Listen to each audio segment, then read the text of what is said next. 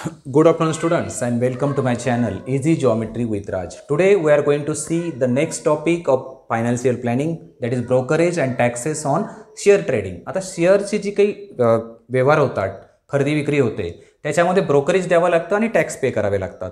मग आता ब्रोकरेज म्हणजे ब्रोकर म्हणजे काय हे एक बघू आपण. आता समजा शेअरची जी खरेदी विक्री असते ही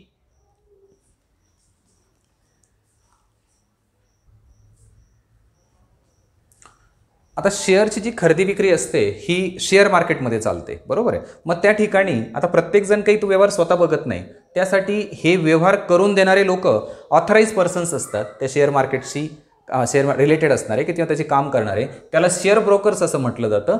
the authorised members who can buy or sell shares on the behalf of share buyer or the seller. ज्याला शेअर घ्यायचे किंवा विकायचे त्याच्या वतीने जो हे कामकाज करतो त्या शेअर मार्केटमध्ये त्याला ब्रोकर म्हटलं जातं किंवा दलाल असं म्हटलं जातं.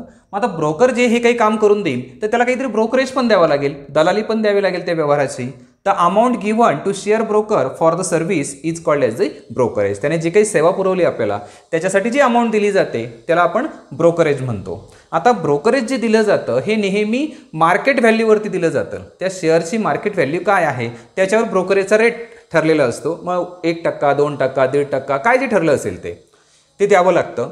आता हे ब्रोकरेज दोन वेळेस द्यावं लागतं. एक शेअर खरेदी करताना पण द्यावं लागतं आणि शेअर विकताना पण द्यावं लागतं. मग पहिली कंडिशन आहे at the time of buying shares, जेव्हा खरेदी कराल तेव्हा, आणि at the time of selling shares, तुम्ही ज्यावेळेस शेअर्स विकतात तेव्हा. मग आता या ठिकाणी आपल्याला जे कॉन्ट्रॅक्ट नोट दिली जाते, करार करून घेतलेला असतो आपल्याकडून. In the contract note of sale purchase, खरेदी विक्रीची जी काही कॉन्ट्रॅक्ट नोट असेल ऑफ शेअर्स, त्याच्यामध्ये price of 1 share is shown with brokerage and taxes. मग त्याच्यामध्ये त्या शेअरची जी किंमत आलेली असेल एका शेअरची त्याच्यामध्ये ब्रोकरेज पण ॲड केलेलं असतं आणि जे काही टॅक्स भरावे लागतात ते सुद्धा ॲड केलेलं असतं. अल्टिमेटली आपल्याकडे GST आहे तो GST या व्यवहारावरती सुद्धा लागू होतो, म्हणजे खरेदीवर पण लागू होतो आणि विक्रीवर पण लागू होणार आहे. तर बघूया GST कसा आकारला जातो.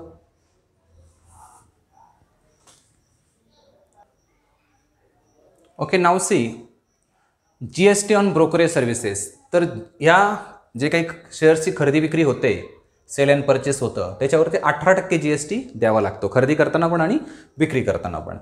त्याचबरोबर याच्या व्यतिरिक्त GSTच्या व्यतिरिक्त काही छोट्या प्रमाणामध्ये दुसरे पण टॅक्स असतात. त्यामध्ये सिक्युरिटी ट्रान्झॅक्शन टॅक्स आहे STT, सेबी चार्ज आहे. सेबी ही एक संघटना आहे की जी या पूर्ण व्यवहारावरती नियंत्रण ठेवते, म्हणजे जे काही गुंतवणूकदार असतील, इन्व्हेस्टर असतील, त्यांचं नुकसान होऊ नये त्यावर लक्ष ठेवण्याचं काम सेबी करते. काही प्रमाणात स्टॅम्प ड्युटी भरावी लागते, पण आपल्याला आपल्या सिलेबसमध्ये फक्त GSTचा विचार करायचा आहे, या छोट्या छोट्या चार्जेसचा विचार करायचा नाही आहे, हे लक्षात ठेवा.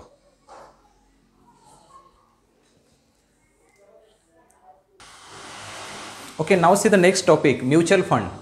आता म्युच्युअल फंड म्हणजे नेमकं काय. आपण असं बघतो की ज्यावेळेस एकापेक्षा जास्त लोक एकत्र येतात, पैसा उभा करतात आणि ती गुंतवणूक त्या कंपन्यांमध्ये केली जाते. मग त्या कंपनीला नफा झाला की ते जे काही शेअर होल्डर असतील त्यांनाही बोनस, डिव्हिडंड या रूपामध्ये पैसा मिळत राहतो. मग आता त्यातला पुढचा प्रकार काय तर म्युच्युअल फंड. म्युच्युअल फंडमध्ये काय होतं तर ॲक्च्युली काही प्रोफेशनल लोक असे आहेत की जे, आता बऱ्याच लोकांना स्वतः ते व्यवहार करणं शक्य नसतं, तर ते काय करतात की ज्या लोकांची इच्छा आहे की आपल्याला वेगवेगळ्या स्कीममध्ये पैसे गुंतवायचे, तर ते प्रोफेशनली स्किल लोक जे असतात ते त्यातून पैसे घेतात आणि वेगवेगळ्या प्रकारच्या स्कीममध्ये गुंतवतात. It is a professionally manage investment scheme आहे, usually run by an AMC, that is asset management company असतात की जी हे काम करत असते. They invest the money given by the investors in different schemes. ते गुंतवणूकदाराकडून पैसा घेतात आणि वेगवेगळ्या प्रकारच्या स्कीममध्ये पैसे गुंतवतात. आता ही गुंतवणूक करताना एकाच प्रकारच्या स्कीममध्ये नाही करत, थोड्या चांगल्याच्या स्कीम ते चेक करतात, कुठली कंपनी प्रॉफिटमध्ये आहे, कोणती लॉसमध्ये आहे. म्हणजे प्रॉफिटमध्ये असेल जिचा फायदा आज लॉसमध्ये पण पुढे फायदा होऊ शकतो, असा काही विचार करून ते त्या ठिकाणी पैसे गुंतवतात ह्या इन्व्हेस्टरच्या याच्यासाठी, म्हणजे ऑन बिहाफ ऑफ इन्व्हेस्टर्स. मग त्यातले काही प्रकार सांगितले. इक्विटी फंड आहे जे शेअर्समध्ये येतं, नंतर डेट फंड आहे जे बॉन्ड्स असतात, वेगवेगळ्या प्रकारचे बॉन्ड्स असतात, तुम्ही ऐकून असाल नावही. और बॅलन्स फंड असतो काही.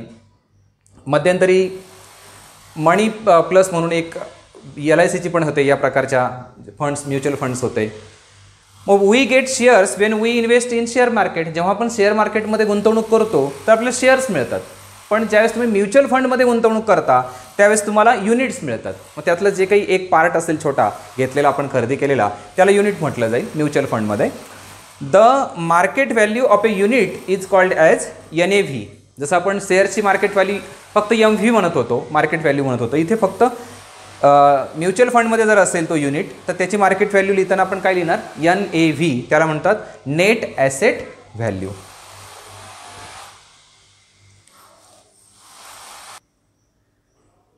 ओके, नाव सी द त्यातला एक फॉर्म्युला होता तो बघा फक्त. NAV of one unit is into number of units equal to total fund value. पुढचा आहे सिस्टमॅटिक इन्व्हेस्टमेंट प्लॅन, ज्याला SIP म्हटलं जातं. आता हे सध्या या कालावधीमध्ये खूप प्रचलित आहे किंवा बरेच लोक या SIP मध्ये गुंतवणूक करतायत.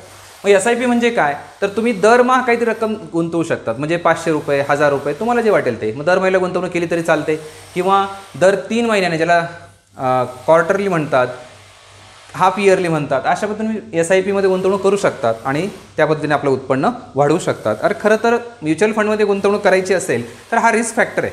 म्हणून प्रत्येक वेळेस असं त्या याच्यामध्ये लिहिलेलं असतं, ज्या कुठल्या योजना असतात, स्कीम तुम्ही जाहिरात बघत असाल तर त्याच्या खाली लिहिलेलं असतं की हे मार्केटचं जी काही रिस्क आहे शेअर मार्केटची त्याच्यावरती हे अवलंबून आहे. मग प्रत्येकाने ते नियम वाचून घ्यावेत, योग्य वाटलं तर गुंतवणूक करावी असं त्या ठिकाणी मुद्दाम सांगितलेलं असतं. कारण शेवटी कुठल्या कंपनी कधी प्रॉफिटमध्ये राहतील आणि कधी लॉसमध्ये जातील हे कोणी सांगू शकत नाही. म्हणून ती रिस्क आपल्याला घ्यायची असेल तर आपण गुंतवणूक केली पाहिजे. त्याचबरोबर म्युच्युअल फंडमध्ये गुंतवणूक करायची असेल तर साधारणतः 3 ते 5 वर्षापर्यंत करायला हवी. पण आणखी तुम्हाला जास्त रिटर्न्स हवे असतील, चांगल्या प्रकारचे रिटर्न्स हवे असतील तर हे म्युच्युअल फंडमधली जी गुंतवणूक आहे ती कमीत कमी 10 ते 15 वर्षाची असावी. त्याचं कारण असं आहे की काही कालावधीमध्ये नफा होईल, काही कालावधीमध्ये तोटा होईल, पण पूर्ण जेव्हा तुम्ही 10 ते 15 वर्षाचा विचार कराल तेव्हा तुम्हाला तर जास्त नफा झालेला नक्कीच दिसणार आहे, असं या क्षेत्रामध्ये काम करणाऱ्या तज्ज्ञांचं म्हणणं आहे. तर या सगळ्या गोष्टीचा विचार करून आपण म्युच्युअल फंडमध्ये किंवा शेअर मार्केटमध्ये गुंतवणूक केली पाहिजे हे लक्षात ठेवा.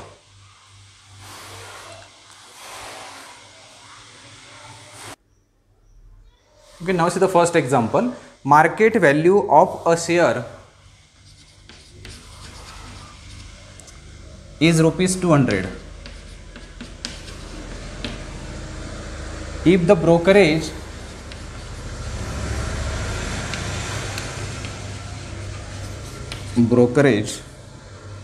rate is 0.3%, then find the purchase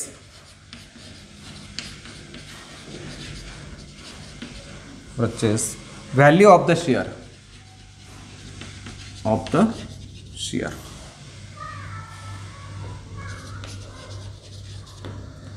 find the value of the purchase share. आता लक्षात द्या, शेअरची परचेस व्हॅल्यू काढायची असेल तर आपल्याला दोघांची ॲडिशन करावं लागेल. त्याचे मार्केट रेट, मार्केट व्हॅल्यू आणि ब्रोकरेज जे काही त्याला पे करावं लागलं असेल त्याचे आपल्याला ॲडिशन करून हे करता येऊ शकेल.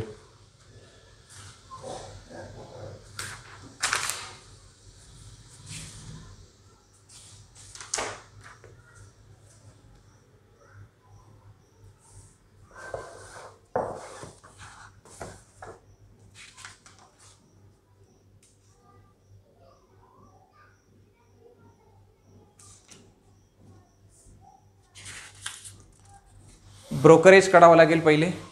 Market value MV is equal to ₹200. Rate of brokerage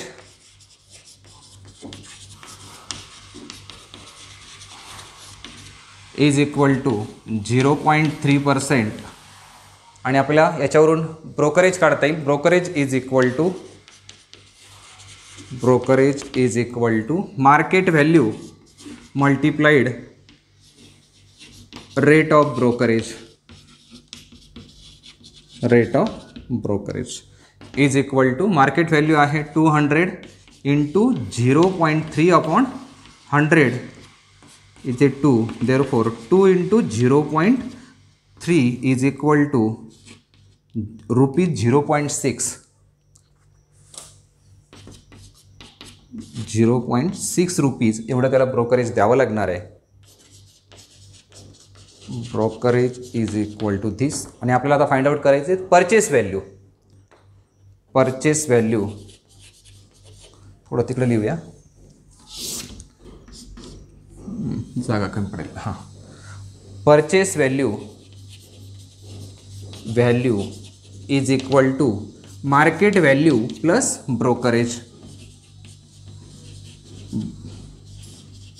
brokerage is equal to 200 plus 0.6 rupees, म्हणजेच ती किंमत आली. Therefore purchase value is equal to rupees 200.06. 200 रुपये 60 पैसे या पद्धतीने त्याला तो शेअर खरेदी करावा लागणार आहे.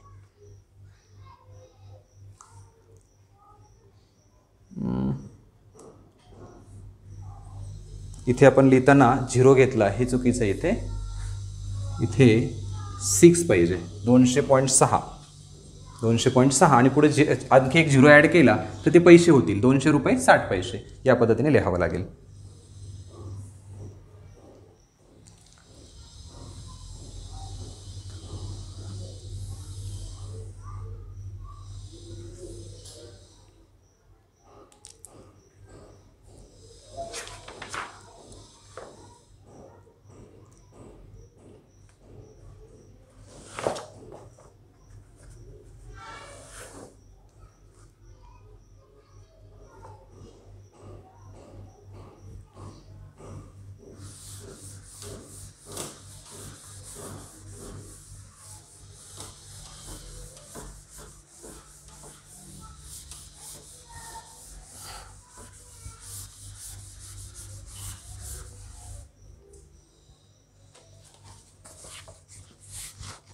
Second example, a share is sold for the market value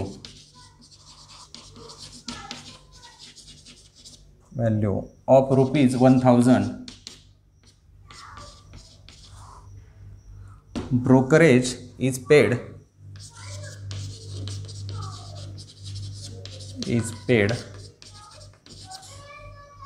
at the rate of 0.1%. What is the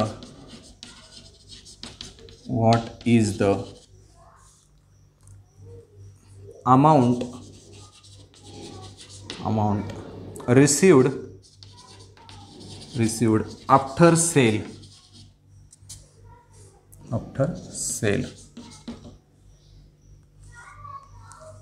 त्या ठिकाणी शेअरची त्याने विक्री केली आहे, त्याची मार्केट व्हॅल्यू जी आहे MV is equal to rupees 1000. Market value आहे 1000. Brokerage is paid at the rate of brokerage is equal to 0.1%. या 0.1%. आता ब्रोकरेज काढावं लागेल त्याचं आपल्याला. Brokerage is equal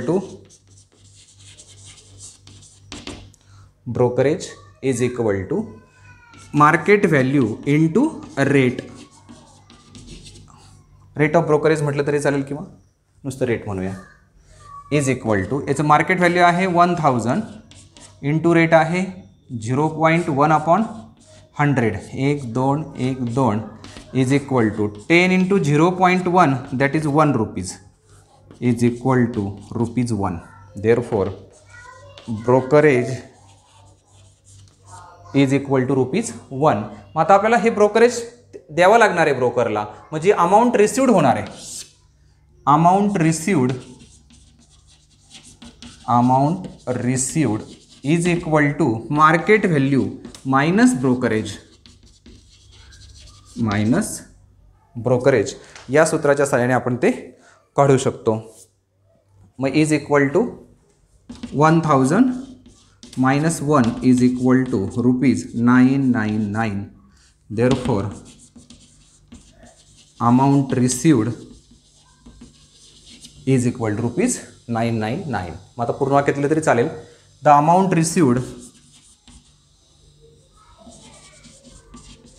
amount received after sale is ₹999.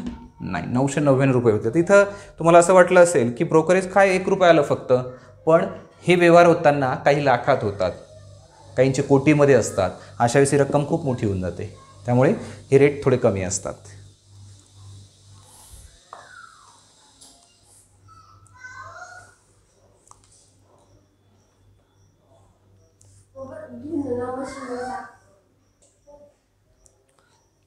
इथे लिहिताना आता ऑलरेडी हे जे काही मल्टिप्लिकेशन येतं हे 1.0 येतं, बरोबर आहे. आणि 1.0 म्हणजे 1 असतं, म्हणून आपण तिथे ₹1 लिहितो.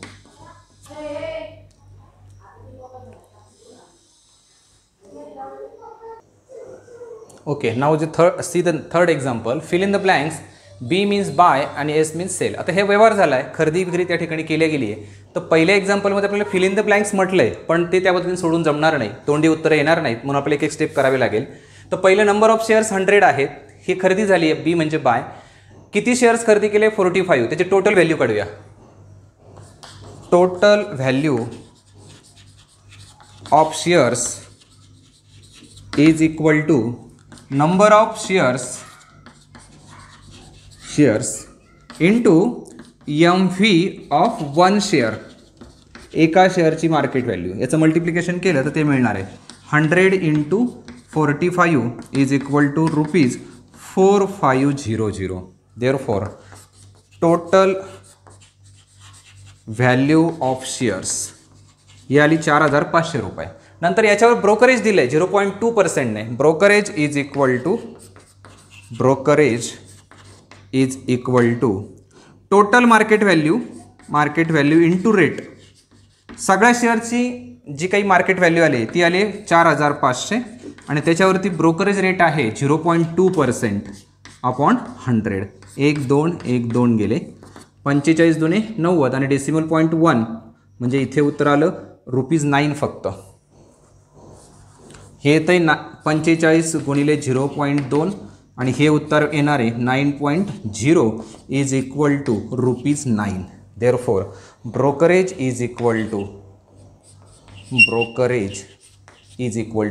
₹9. आता ब्रोकरेज एवढं आलं, त्याच्यावरती 9% CGST आहे.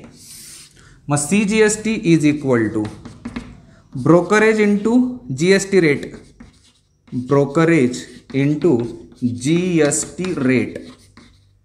ओके, ब्रोकरेज आहे आपल्याकडे ₹9, त्याच्यावर 9% भागिले 100, 81 भागिले 100 म्हणजेच CGST आला. CGST is equal to ₹0.81. 100ने डिवाइड केल्यानंतर 0.81. जेवढा CGST आला तेवढाच SGST पण असणार आहे. SGST is equal to ₹0.81. आता टोटल व्हॅल्यू ऑफ शेअर्स काढायची आहे. टोटल व्हॅल्यू ऑफ शेअर्स खरेदी केलेली आहे. खरेदी करताना हे सगळं जे काही आहे, ब्रोकरेज आहे, SGST आहे, CGST आहे, हे सगळं त्या बायरला पे करावं लागणार आहे, ज्याने खरेदी केले त्याला. मग काय तर market value MV plus brokerage plus CGST plus SGST या सगळ्यांची ॲडिशन. बघा, मार्केट व्हॅल्यू त्याची आहे 4500, त्याच्यावरती ब्रोकरेज दिलं ₹9 आणि त्याच्यावरती हे दोन्ही किमती आल्या 0.81. मग total value of shares equal to value of shares equal to ₹. आता हे सगळ्यांची ॲडिशन जर आपण सेपरेट इकडे कुठेतरी करूया. बघा, 4500.00 नंतर ₹9, 9.00 नंतर 0.81 आणि 0.81. सगळ्यांची 2, 16, 1, 9, 1, 10, 1, ₹4510.62. ₹4510 62 4510 म्हणजे अशा पद्धतीने शेअर्स जे खरेदी केले गेले ते ₹4510.62 खरेदी करावे लागणार आहे. काय काय केलं ते लक्षात घ्या. आता दुसरी जी कंडिशन आली आहे त्याच्यामध्ये त्याने ती विक्री केली आहे समजा शेअर्सची. त्याचं एक्झाम्पल आहे, सेकंड एक्झाम्पल जे आहे हे लिहा तुम्ही थोडं.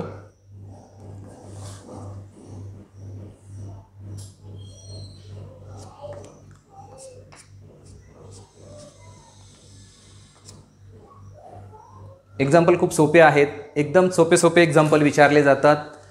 जे काही तुम्हाला अगोदर समजून सांगितलं ते जरी डोक्यावरून गेलं असेल पण एक्झाम्पल पाहून असं वाटलं असेल की हे सोपं आहे, काही अडचण येणार नाही याच्यामध्ये. परीक्षेला पण असेच असतात, फार अवघड किचकट विचारत नाही. ओके, यातलं तर सेकंड काय विचारले ते बघूया आपण. काय चेंज केलं त्यांनी सेकंड त्या अर्ध्या पार्टमध्ये ते बघू जरा. 75 शेअर्स त्याने सेल केलेत. यस म्हणजे सेल. आणि एकाची मार्केट व्हॅल्यू आहे ₹200. ₹200. आता काय घडेल बघा, टोटल व्हॅल्यू ऑफ शेअर्स काढणार, सेम काहीच चेंज नाही. इथे 200 इंटू 75 इंटू 200 किती होतील?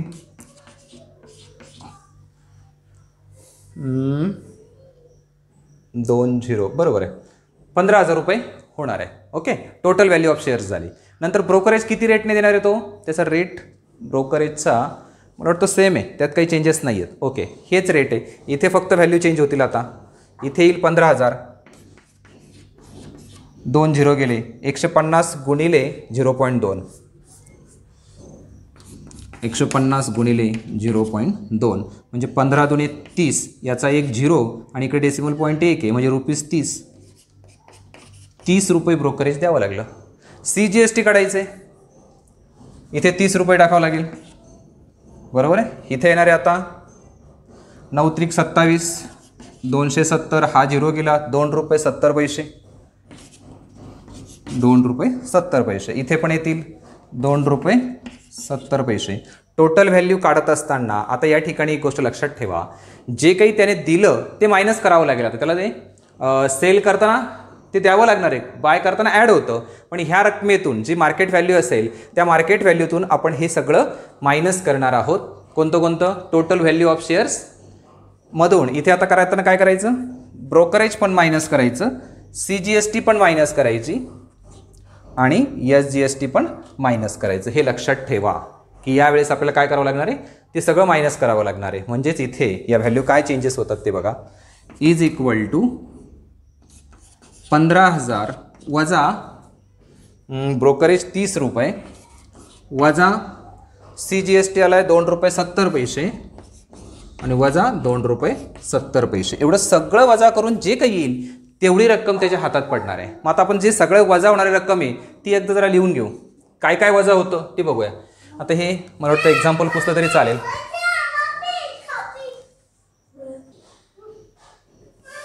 आता आपण इथे ते थोडंसं लिहून घेऊया साईडला.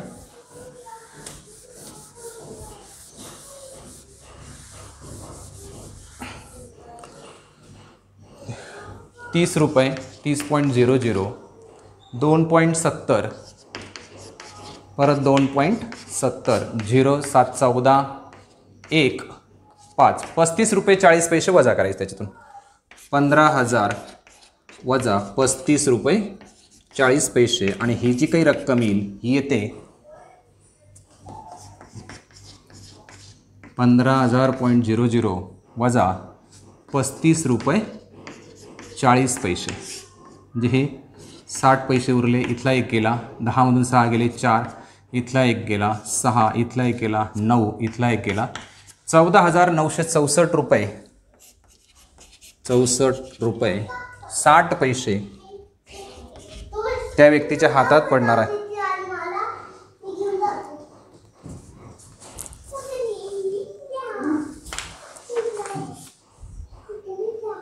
तर अशा पद्धतीने 2 एक्झाम्पल आपल्या समोर आहेत. एक ज्यावेळेस तुम्ही खरेदी करता तर मार्केट व्हॅल्यूमध्ये ब्रोकरेज पण ॲड करावं लागतं, जो GST आपण देतोय तो पण ॲड करावा लागतो. सगळं ॲड करून मग जो खरेदीदार आहे त्याला किंमत द्यावी लागते.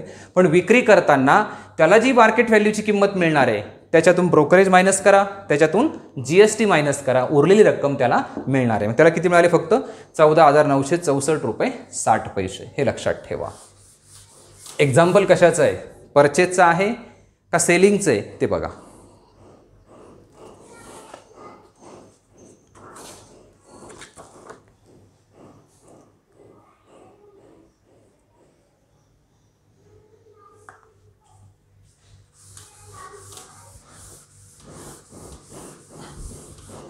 बऱ्याच वेळेस फिल इन द ब्लँक्स म्हटलं असतं, कंप्लीट द टेबल म्हटलं असतं, पण यामध्ये नाही चालणार. डायरेक्ट उत्तरं लिहू शकत नाही आपण. तर पूर्णपणे एक्झाम्पल सॉल्व्ह करत जा. खूप सोपी उदाहरणं आहेत, फक्त काय काय स्टेप्स केले ते लक्षात ठेवा. यातलं 4th एक्झाम्पल बघा.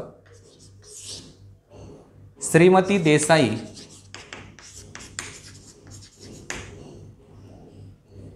Sold shares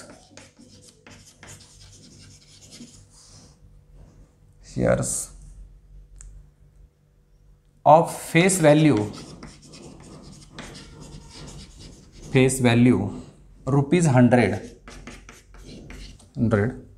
when the market value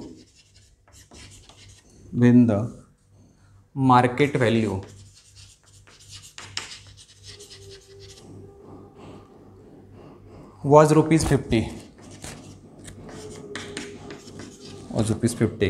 and received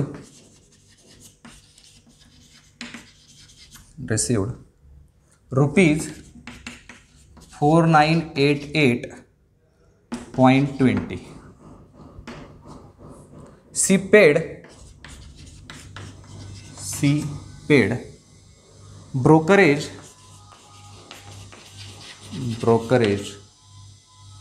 0.2% and GST on brokerage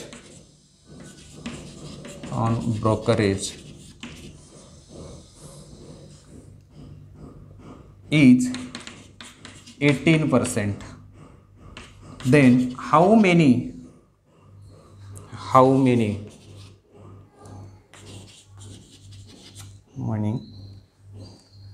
shares did she sell?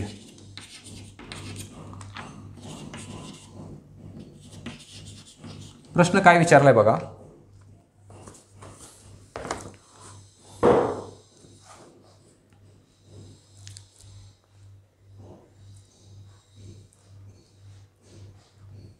Srimati Desai sold shares of face value rupees 100 when the market value was rupees 50 and received rupees 4988.20. She paid brokerage 0.2% and GST on brokerage is 18%. Then how many shares did she sell? एक काम करूया आपण. Market value त्याचे 50 रुपये होती एका शेअरचे. MV of one share is equal to rupees 50. मग जेव्हा मार्केट व्हॅल्यू 50 असेल तर त्याला ब्रोकरेज किती द्यावं लागेल? ब्रोकरेज फॉर वन शेअर कसं काढतो आपण? मार्केट व्हॅल्यू मल्टिप्लाइड ब्रोकरेजचा rate is equal to 50 into ब्रोकरेजचा रेट होता 0.2 अपॉन 100. याने याला डिवाइड करा 2, याने याला डिवाइड केलं तर इथे उत्तर येतं रुपीज 0.1. 0.2 divided by 2 0.1. म्हणजे ब्रोकरेज फॉर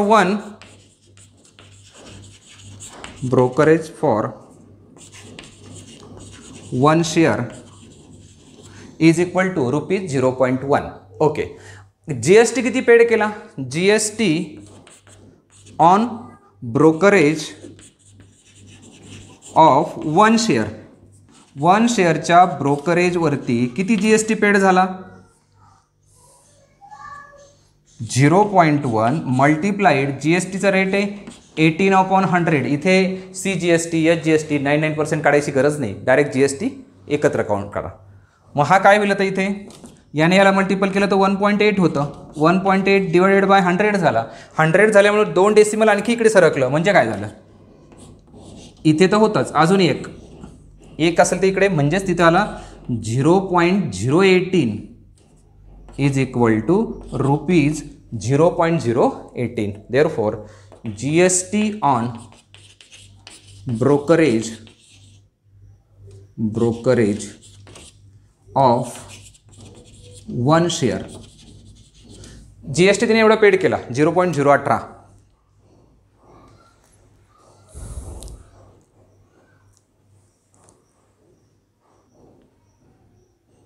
आता या ठिकाणी बघा, GST on brokerage of 1 share, एका शेअरवरती एवढा जीएसटी तिने पेड केला. मग 50 रुपये मार्केट व्हॅल्यू असताना हातात किती मिळाले? हातात किती मिळणार आहे? Amount received after selling 1 share. 1 share जेव्हा सेल केला गेला त्यावेळेस किती अमाऊंट मिळणार आहे? तर या दोन गोष्टी मायनस कराव्या लागतील. कोणत्या? मार्केट व्हॅल्यूमधून मार्केट व्हॅल्यू वजा ब्रोकरेज आणि त्याच्यातून परत वजा करा जीएसटी. म्हणजे किती मिळाले? मार्केट व्हॅल्यू किती होती त्याची? 50 रुपये वजा ब्रोकरेज किती भरले? 0.1 वजा जीएसटी किती भरलाय? 0.018 इज इक्वल टू 50 मायनस, या दोघांची ॲडिशन करून टाका, 0.118. सबस्ट्रॅक्शन करावं लागेल याचं. मग आता या ठिकाणी ठीक आहे, इथेच करूया आपण. 50 म्हणजे काय? 50.000, इथे 0.118. हे सबस्ट्रॅक्शन जात नाही म्हणून हातच्या घेतला 10. 10मधून 8 गेले 2, 10मधून 2 गेले 8, 10मधून 2 गेले 8. इकडचा 50मधून 1 गेला 49. मग 49.882 रुपये मिळाले. Is equal to rupees 49882. 49882 amount for 1 share. एक शेअर विकल्यामुळे 50 रुपयाचा शेअर्स होता आणि तो विकला, त्यात ब्रोकरेज गेलं, जीएसटी गेला, त्या शेअर्समधून मिळाले 49.882 रुपये. ओके, असे एकूण किती मिळाले होते? 4988.20 रुपीज. मग आपल्याला नंबर ऑफ शेअर्स काढायचे आहेत. तुम्ही इथे लिहा, मग आपण थोडंसं पुसून बाकीचं लिहूया.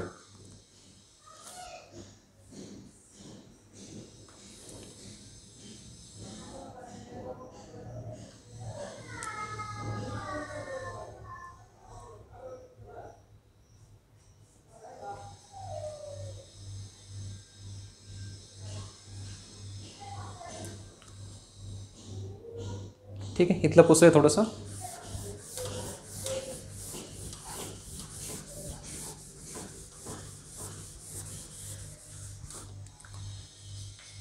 Number of shares is equal to total amount received.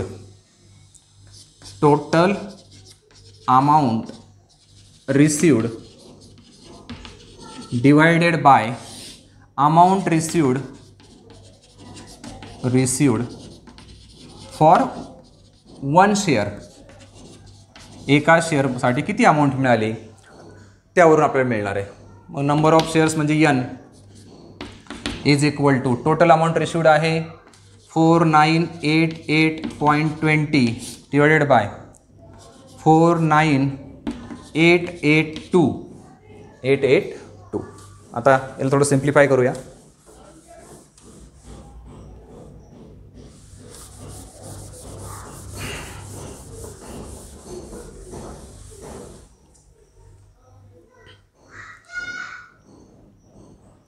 Okay, आता समजा आपल्याला इथले 3 डेसिमल पॉईंट काढून टाकायचे असतील. इकडून 3 आहे की नाही, 1 2 3 म्हणजे 1000ने मल्टिपल करावं लागेल. वरती पण तेच होईल. n इक्वल टू 4988.20 गुणिले 1000 भागिले 498882. इथे 1000ने मल्टिपल केलं तर 3 डेसिमल निघून गेले. आता या ठिकाणी याने जर याला मल्टिपल केलं तर डेसिमल किती आहेत? 1 2, म्हणजे इथले 2 शून्य याच्यासाठी वापरलं जाईल आणि 1 शून्य ॲड होईल. म्हणजे काय? n इज इक्वल टू 49880 आणि आणखी एक 0 येईल, म्हणजे इथे उरला 49882. हे आता व्यवस्थित समजून घ्या. इथे 2 डेसिमल आहेत, इकडून काउंट करायचे 1 2. मग हे 2 0 त्यांना कॅन्सल करण्यामध्ये गेले, उरला 10. मग 10ने मल्टिपल केला म्हणजे याच्यावरती एक 0 वाढला फक्त. मग आता ही किंमत 1 येईल आणि 2 झिरो उरले. Therefore n is equal to 100. n is equal to 100. आपल्याला फक्त हे उत्तर पूर्ण वाक्यामध्ये लिहावं लागणार आहे. त्याचं शेवटचं वाक्य आहे she sold. How many shares did she sell? Miss Shrimati Desai sold 100 shares. 1000 shares विकले तेव्हा एवढी रक्कम त्यांना मिळाली.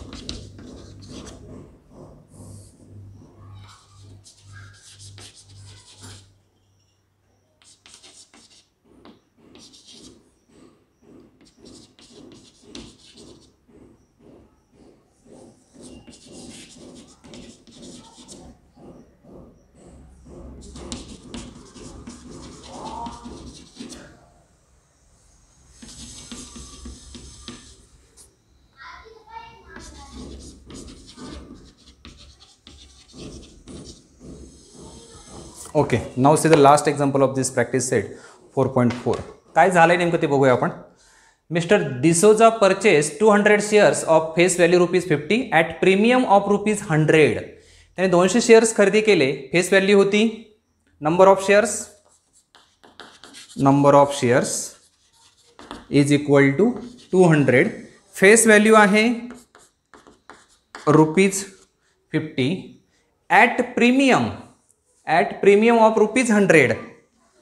ॲट प्रीमियम ऑफ ₹100 म्हणजे त्याने एका शेअर्सच्या फेस व्हॅल्यूवरती ₹100 जास्त दिले आणि खरेदी केलं. ओके, बघूया आपण तिथे आता. मग मार्केट व्हॅल्यू किंवा M V of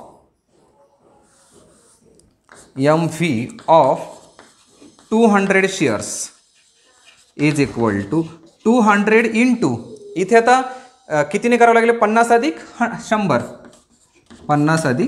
100 is equal to 200 into 150. 15 दुने 30 रुपीज 30. 1 शून्य याचे 2 शून्य म्हणजे ₹30,000. Therefore M V of 200 shares, त्याची एम व्ही आहे ₹30,000. आता पुढे काय केले त्याने? He received 50% dividend on the shares. After receiving the dividend he sold 100 shares at a discount of ₹10 and remaining shares were sold at the premium of rupees 75. For each trade he paid the brokerage of rupees 20. Find whether Mr. D'Souza gain or incurred a loss by how much. मग प्रत्येक वेळेस त्याने brokerage दिलं, इथे जीएसटीचा विचार केलेला नाही. उदाहरणार्थ दिलं नसेल तर आपण विचार करायचा नाही. ओके, मग ब्रोकरेज काढूया. ब्रोकरेज फॉर परचेस, खरेदी करण्यासाठी ब्रोकरेज किती दिलं गेलं? मार्केट व्हॅल्यू किती होती? 30,000. आणि ब्रोकरेज किती रेटने दिलंय त्याने? प्रत्येक वेळेस ब्रोकरेज जे दिलंय okay, premium of rupees 75. For each trade he paid the brokerage rupees 20. फक्त 20 रुपये. 20 रुपये प्रत्येक शेअरला दिलं की टोटल दिलं? थोडा विचार करूया आपण याच्यावरती.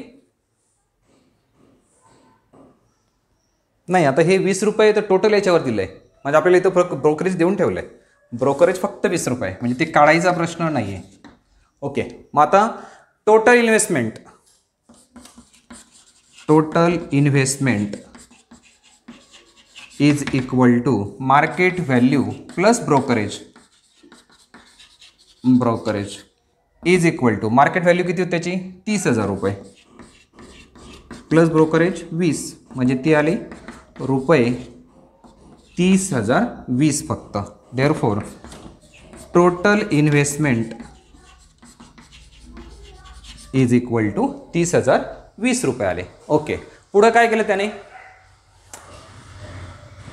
ही received 50% dividend on the shares. मग आता इन्व्हेस्टमेंट 30,020 रुपये केली, बरोबर आहे. आता या ठिकाणी टोटल फेस व्हॅल्यू काढू शकतो आपण, आणि आपल्याला डिव्हिडंड काढायचा. डिव्हिडंड कशावरती दिला जातो नेहमी? फेस व्हॅल्यूवरती. मग total face value, total FV is equal to 200 into shares प्रत्येकी 50 रुपयाचे, म्हणजे 200 गुणिले 50 इज इक्वल टू रुपीज 10,000. त्याची फेस व्हॅल्यू 10,000 आहे. त्याच्यावर त्याला डिव्हिडंड मिळाला. त्याच्यावर डिव्हिडंड किती मिळाला? 50% डिव्हिडंड. ओके, मग dividend equal to face value into rate is equal to 10,000 गुणिले 50% म्हणजे 50 भागिले 100. म्हणजे हे जर आपण कॅन्सल केलं म्हणजे त्याला 5,000 रुपये डिव्हिडंड मिळाला. Therefore dividend is equal to 5,000 रुपये.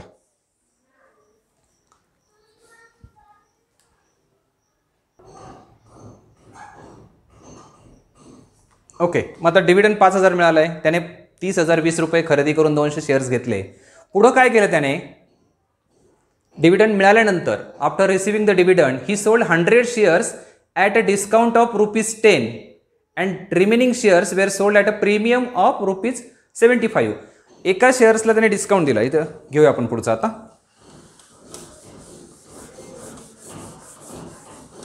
Discount is number of shares 100 consider करतोय आपण आता पुढच्या स्टेपला, की जे त्याने विक्री केली आहे त्यावेळेस त्याने डिस्काउंट दिला रुपीज 10. मग त्या ठिकाणी त्याची मार्केट व्हॅल्यू काय होईल? त्या ठिकाणी आता 50 रुपये तर फेस व्हॅल्यू होती.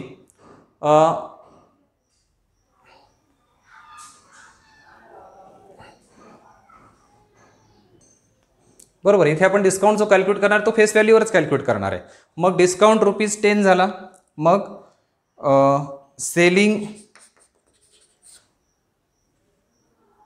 सेलिंग प्राइस म्हणा त्याला, after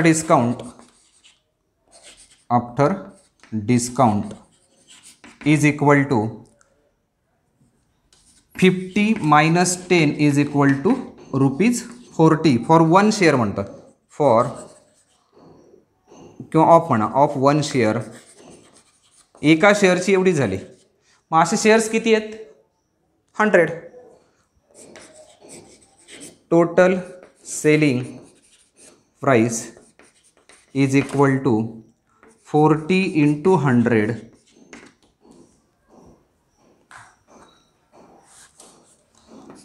40 into 100 is equal to rupees 4,000. आता 4000चं सेलिंग प्राइस झाली, पण त्याला 20 रुपये परत ब्रोकरेज द्यायचे. मग amount received is equal to 4000 minus brokerage 20 is equal to amount actually received पाहिजे तिथे. ॲक्च्युअली रिसिव्ड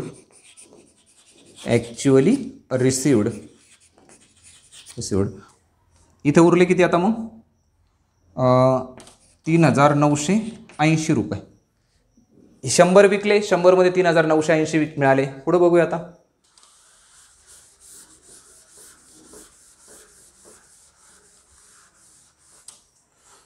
उरलेले 100 कसे विकले?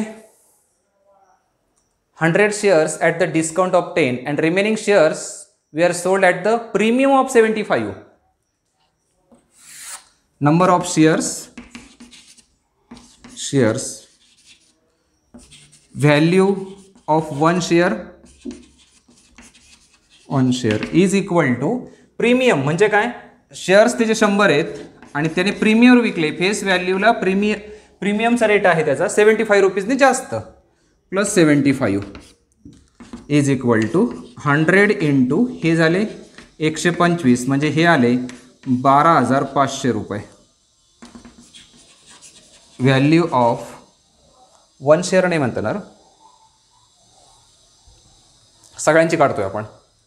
Value of all shares, number of shares इथे 100 होते, ऑल शेअर्स काढतोय. Value of all shares rupees 12,500. आता याच्यातून brokerage minus actual value received, actual amount received is equal to 12,500 वजा 20 रुपये. कारण प्रत्येक स्टेपला तो 20 रुपये ब्रोकरेज देतो, हे लक्षात ठेवा. हे छोट्या छोट्या गोष्टी असतात आणि मग ते एक्झाम्पल किचकट होत जातं. Is equal to rupees 12,480. 12,480. मग आता 3 व्यवहार झाले. एक डिस्काउंट डिव्हिडंड मिळाला 5,000 रुपयाचा, 100 विकले तेव्हा मिळाले 3,980 आणि टोटल अमाऊंट रिसिव्ड 12,480. मग आता तिघांची बेरीज करा. हे पुसून टाकू सगळं आपण आता.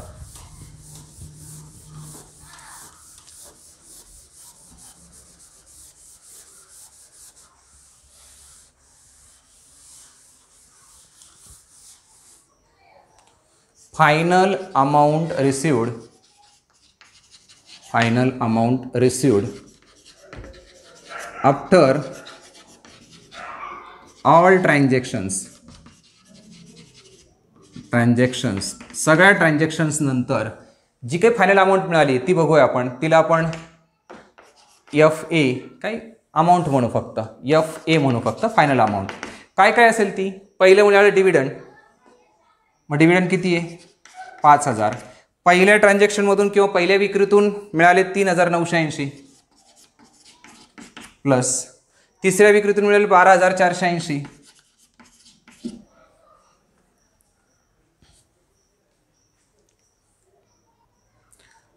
किती मिळाले त्याला टोटल बघू आता. Therefore final amount received FAR म्हणा इज इक्वल टू किती आहे बघा. याची बेरीज करूया आपण इकडे.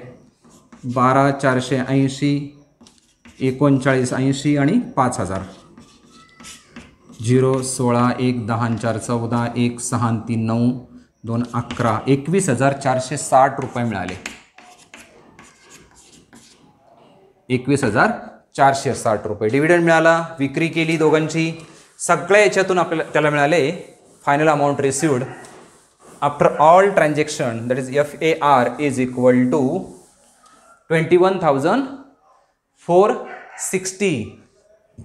but the actual amount invested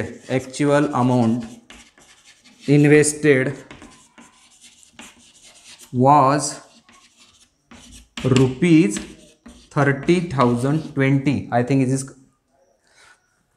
थोडं बरोबर आहे. 30,020 रुपये त्याने गुंतवले होते. मिळाले किती? 21,460 रुपये. अल्टिमेटली हा जो व्यवहार झाला आहे याच्यामध्ये लॉस झाला आहे. D'Souza gain or incur a loss. D'Souza incurred a loss. D'Souza incurred a loss. Loss झाले तिथे. मग किती लॉस झाला? Loss is equal to 30,020 minus 21,400. Therefore loss equal to 30,020 वजा 21,460. 0मधून गेला 0, 12तून 6 गेले 6, 10मधून 5 गेले 5, 10मधून 2 गेले 8, 3तून 3 गेले 0. म्हणजेच त्याला जवळजवळ 8,560 रुपयाचा लॉस झाला. He has a loss of 8,560.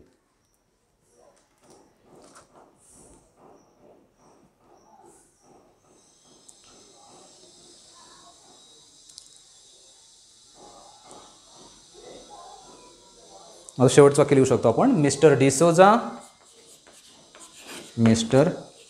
D'Souza incurred a loss of rupees 8,560. 8,560 रुपयाचा लॉस या व्यवहारामध्ये सहन करावा लागेल. अशा पद्धतीने हे सगळे एक्झाम्पल्स दिलेले असतात. स्टेप बाय स्टेप एक करत जा. आता इथे एक थोडासा गोंधळ जो होता ₹20चा उदाहरणामध्ये हे समजून घेतलं पाहिजे आपण की याने एका शेअरला 20 रुपये ब्रोकेज दिलं आहे का, पूर्ण व्यवहारासाठी 20 रुपये दिलं आहे, हे एकदा कन्फर्म झालं की आपल्याला उदाहरण सोडवणं सोपं जातं. हे लक्षात ठेवा. तिथं फक्त कधी कधी विसर पडतो आणि ब्रोकरेज कुठं मायनस करायचं, कुठे ॲड करायचं हे लक्षात येत नाही. तर अशा पद्धतीने खूप सोपी उदाहरणं आहेत. प्रॅक्टिस करा, कन्सेप्ट डोक्यामध्ये व्यवस्थित ठेवा, काहीही अडचण नाही. कुठल्याही प्रकारे हे अवघड चॅप्टर नाही आहे. आपण यातलं प्रॉब्लेम सेट जो आहे तो पण बघणार आहे. प्रॉब्लेम सेटचे 2 पार्ट आहेत, 4A आणि 4B. पण चॅप्टर खूप महत्त्वाचं आहे. परीक्षेच्या दृष्टीने तर आहेच, पण डेली लाईफमध्ये सुद्धा आपल्याला याची गरज पडते. आपल्याला माहीत पाहिजे शेअर मार्केट म्हणजे काय, कसा व्यवहार चालतो, काय करायला पाहिजे, काय काळजी आपण घ्यायला हवी, हे सगळं 10वीच्या विद्यार्थ्यांना कळालंच पाहिजे. तेवढं त्यांचं वय आहे. ओके, ठीक आहे. प्रॅक्टिस करा. काय अडचण असेल तर मेसेज करा. तुम्हाला माझं टीचिंग आवडलं असेल तर चॅनल नक्की सबस्क्राईब करा, बेल आयकन प्रेस करा आणि आपल्या मित्रांपर्यंत सुद्धा हे पोहोचवा. त्यांनाही याचा लाभ मिळाला तर चांगली गोष्ट आहे. थँक्यू.